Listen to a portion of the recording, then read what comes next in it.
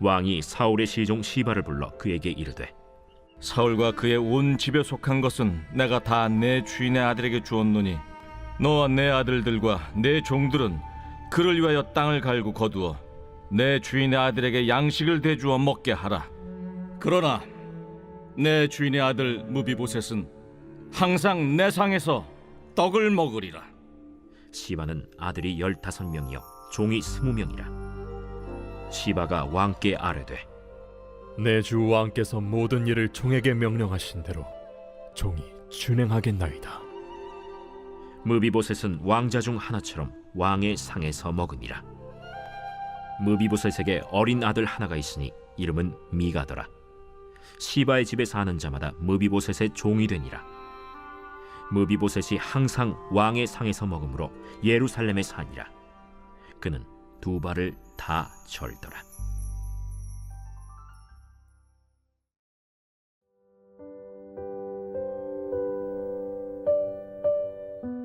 우리에게 등을 돌리고 배신할 가능성이 짙은 사람에게조차도 상처받을 위험을 무릅쓰고서 사랑을 베풀 수가 있을까요?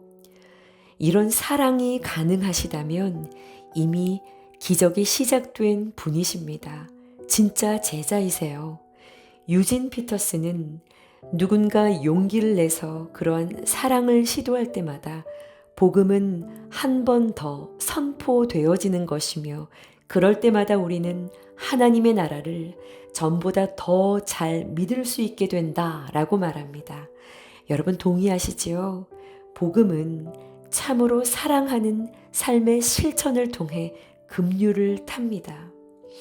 얼마 전에 이주민 가정을 초청해 저희 집에서 식사를 함께하고 나누는 시간을 가졌는데요. 이들이 서툰 한국말로 그런 이야기를 합니다. 요즘엔 교회를 다니는 사람들과 세상과 다른 것이 없어. 똑같아. 사랑 없어. 사랑, 리얼 러브, 순전한 사랑, 교회에 없어. 세상하고 똑같아. 그런데 목사님네 교회는 좀 다른 것 같아. 우리 아이들이 그것을 느끼는 것 같아. 아이들이 자꾸만 교회를 가겠다고 하는 말을 듣고 너나들이 교회도 몇 번 방문을 해보고 또 집으로 찾아오는 교회학교 선생님들과 교제도 해보고 아이들의 증언을 들으면서 이들 부부가 내린 결론이었어요. 세상과 다른 사랑의 힘, 여러분 이러한 사랑을 여러분도 기대하십니까? 남다른 사랑이 우리의 교회 안에 넘쳐나기를 간절히 축원합니다. 많은 사람들은 자신의 주위에 다윗 같은 사람이 있기를 기대합니다. 내 주위에 이런 다윗 같은 사람이 있기를 간절히 원하지요. 어떠한 허물이 있어도 포용하고 용납하며 자신의 힘겨운 삶의 와중에서도 낯선 이에게 기꺼이 사랑 베풀기를 결정하고 무슨 일이 있어도 그 사랑을 한결같이 지켜내는 사람 말이에요. 왜냐하면 우리는 너무 무비보셋 같은 연약함에 휩싸여 있음을 스스로가 잘 알고 있기 때문입니다. 이해받고 싶고 용납되어지기를 누구나 원하기 때문이죠. 말없이, 소리 없이, 생색 없이 말입니다. 다윗은 왕이 되어 예루살렘을 함락하고 수도를 정한 뒤에 언약궤를 모셔오고 주변국과의 전쟁을 치르며 나라의 기틀을 다져갑니다. 8장을 보시면 이 다윗 왕국의 일꾼들이 세워져요. 운영체계를 견고하게 세워간 겁니다. 그런데 이맘때쯤요, 다윗이 사울의 집에 아직 남은 사람이 있는지를 찾아냈다는 거예요.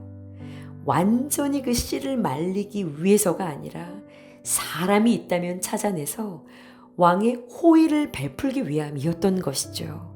여러분, 이것이 다윗의 남다른 점이었어요. 내일 우리나라도 지방 선거가 있지만 여러분 걸린 현수막들을 보세요.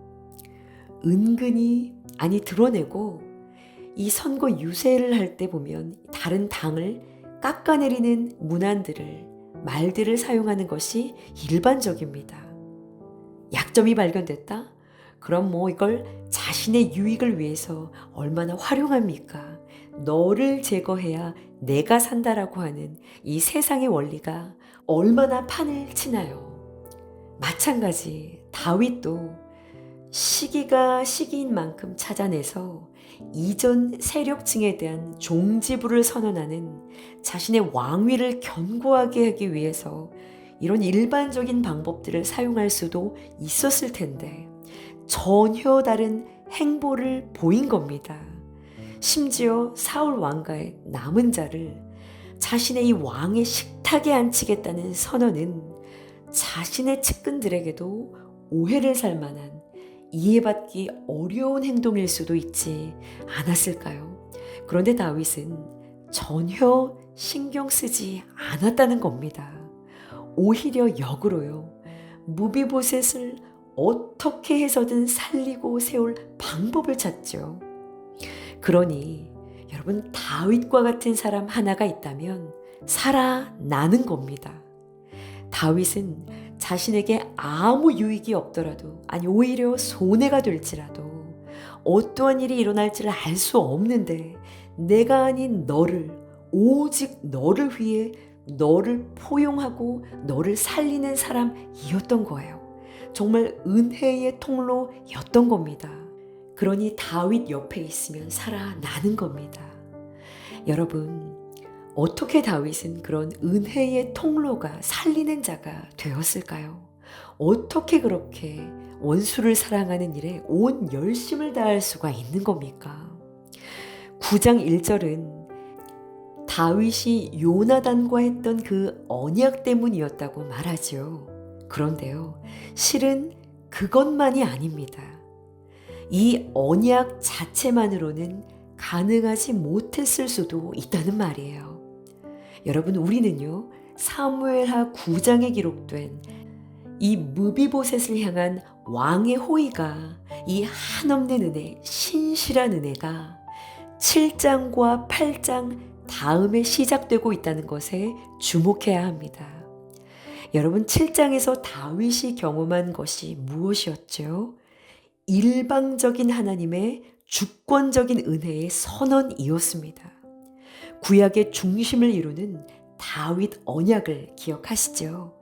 하나님의 집을 지어드리겠다라고 하는 다윗에게 하나님은 내가 너의 이름을 위대하게 하고, 내가 너의 왕위를 견고하게 하고, 내가 너의 집을 영원히 복주겠다고 언약을 맺으셨어요. 그리고 이어지는 8장은요, 이 언약에 어찌 하나님이 신실하셨는지를 기록하고 있습니다. 다윗이 어디를 가든 이기게 하셨고요. 다윗의 이름을 열방에 위대하게 세워가시며 이 다윗 왕조를 견고하게 세워가시는 이 하나님의 은혜를요, 다윗은 신실하게 먼저 경험을 했던 겁니다. 다윗의 고백이지요. 7장 18절에요. 여호와여, 나는 누구이오며 내 집은 무엇이기에 나를 여기까지 이르게 하셨나이까. 도대체 내가 무엇이고 한데 이러한 일방적인 한량없는 은혜를 내가 입게 되었는가 하는 이 한없는 은혜에 대한 하나님의 이 신실하신 이 사랑에 대한 경험과 고백이 앞서 있었다라는 것을 본문은 전제하고 있는 겁니다. 이 은혜의 경험이, 이 언약의 신실하신 하나님에 대한 경험이요, 사람과의 언약에서의 신실함의 동력이 된다라고 하는 겁니다. 여러분, 우리 모두는 이 은혜를 동일하게 받은 자들임을 믿으시기 바랍니다. 보라, 아버지께서 어떠한 사랑을 우리에게 베푸사 하나님의 자녀라 일컬음을 받게 하셨는가? 우리가 그러하도다. 어떠한 은혜를 받으셨는가를 늘 헤아릴 수 있는 성숙한 자녀들이기를 축원합니다. 이것이 동력이 되는 거예요. 오늘 5구절의 짧은 본문에는요, 은혜를 경험한 이 다윗 곁에 있던 무비보셋이 다윗에게로부터 흘러온 그 은혜를 통해서 회복이 어떻게 점차 이루어져 가는지를 보여주고 있어요.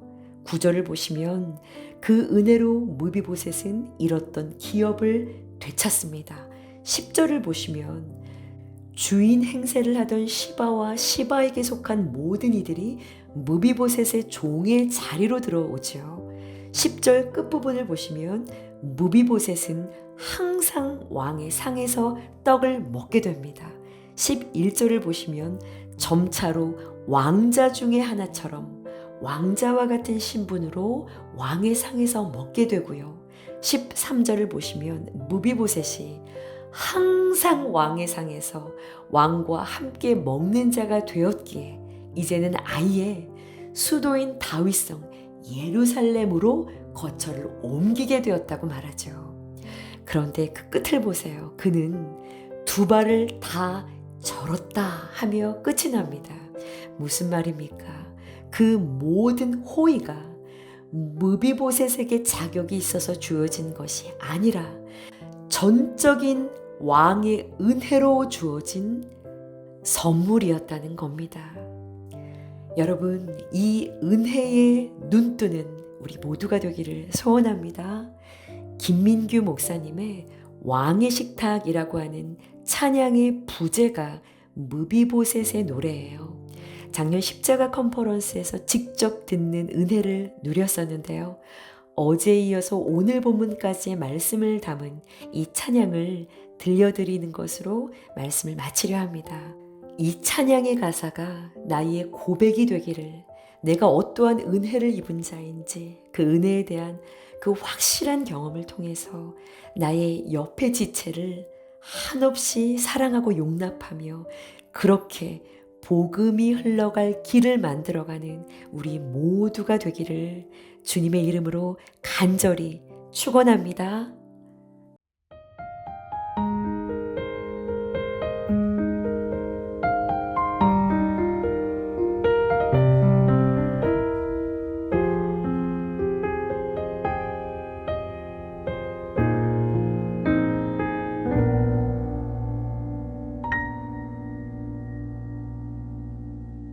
왕의 식탁으로 날 부르신 주,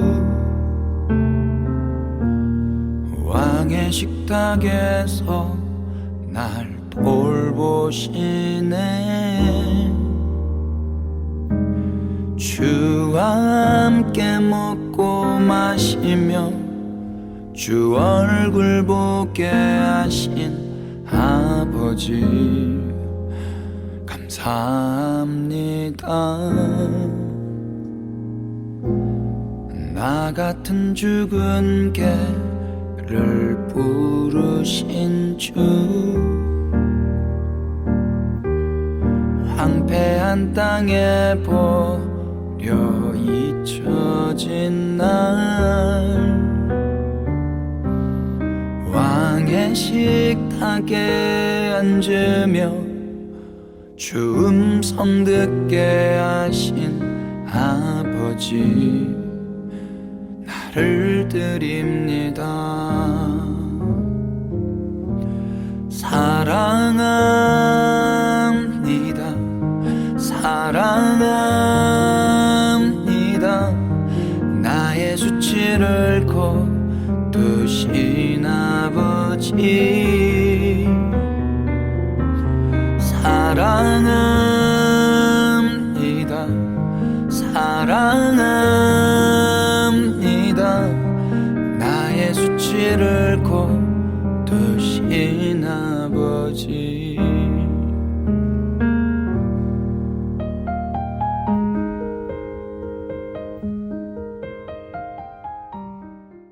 죽은 개와 같던 우리를 부르시고 왕의 식탁에 앉게 하신 은혜를 찬양합니다. 받은 한없는 은혜의 눈을 뜸으로 나의 유익을 넘어서는 한 영혼을 향한 하나님 닮은 사랑의 실천을 이루는 성숙한 자녀의 삶을 살아내는 우리 모두가 되게 하여 주옵소서.